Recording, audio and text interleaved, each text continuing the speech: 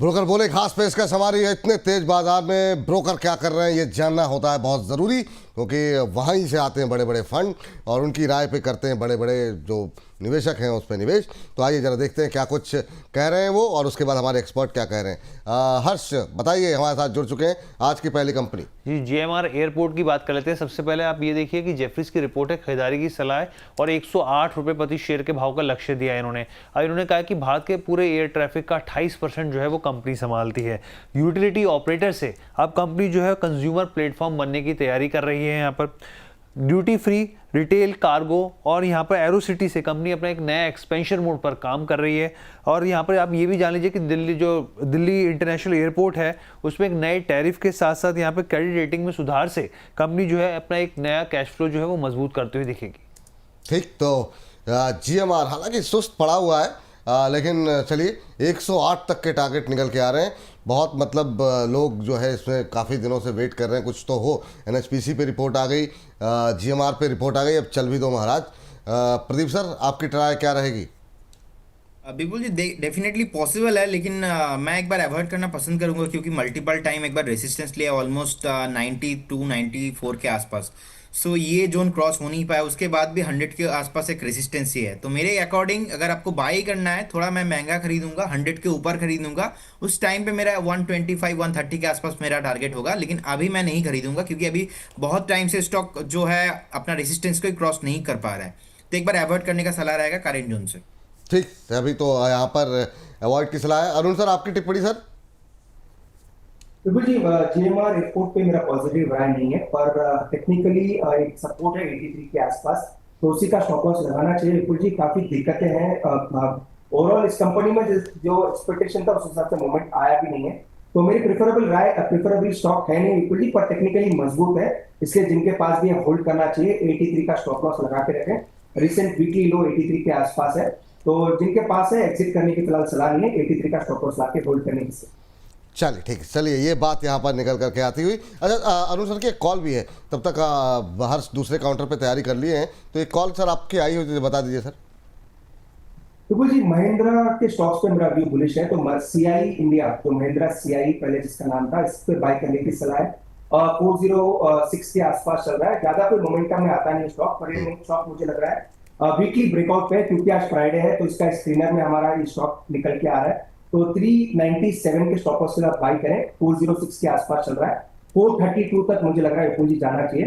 तो CI India part of Mahindra group, तो इसमें बाय करके चल रहा है। एक बार फिर से सर, 405 406 ये सीआई ऑटोमोटिव ना? सीआई ऑटोमोटिव, पहले महिंद्रा सीआई शायद इसका नाम था। ठीक, टारगेट एक बार फिर से बता दीजिए सर।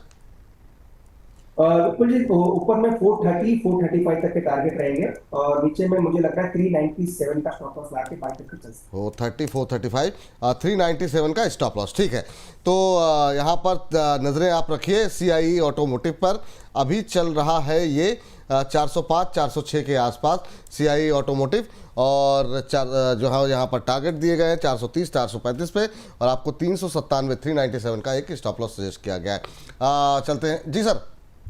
बिल्कुल जी, एक चीज और है, जस्ट मैं करेक्शन करता हूँ, ये महिंद्रा की पार्ट है नहीं, शायद इन्होंने पूरा स्टेक सीआई को या किसी कंपनी को बेच दिया, तो वो एक थोड़ा छोटा करेक्शन रहेगा मेरे कमेंट में। ठीक सर, बाकी टेक्निकली मुझे लग रहा है मजबूत है सर जी।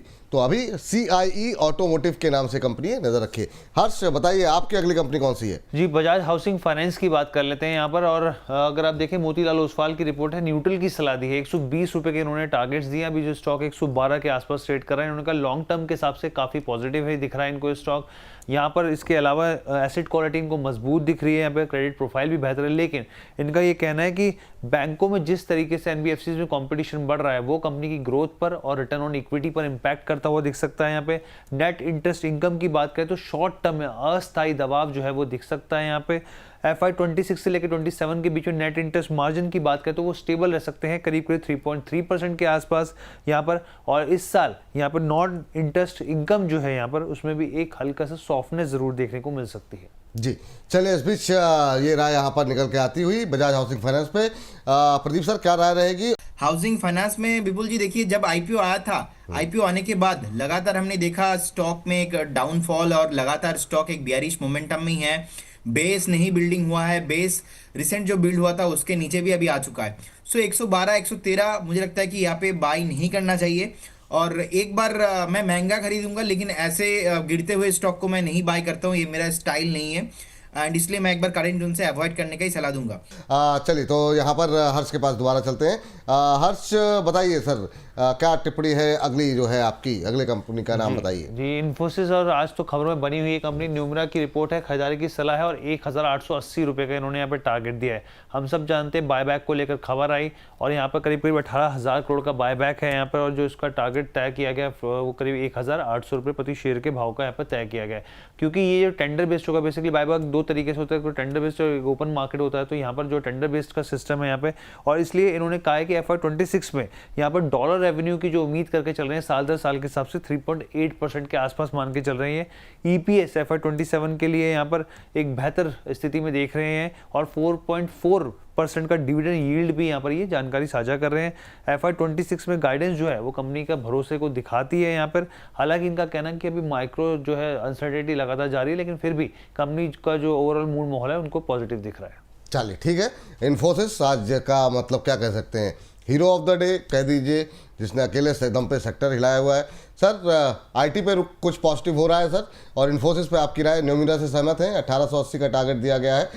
इसी के साथ साथ जाला लक्ष्मी जी कह रही हैं कि सर BL पे स्टॉप लॉस बता दीजिए। शिवांश फैमिली जी कह रहे हैं सर संवदना मदरसन पे अरुण सर ने कॉल दिया था, टारगेट हिट होने वाला है, एक व्यू दिलवा दें, सुबह से कॉपी पेस्ट कर रहा हूँ।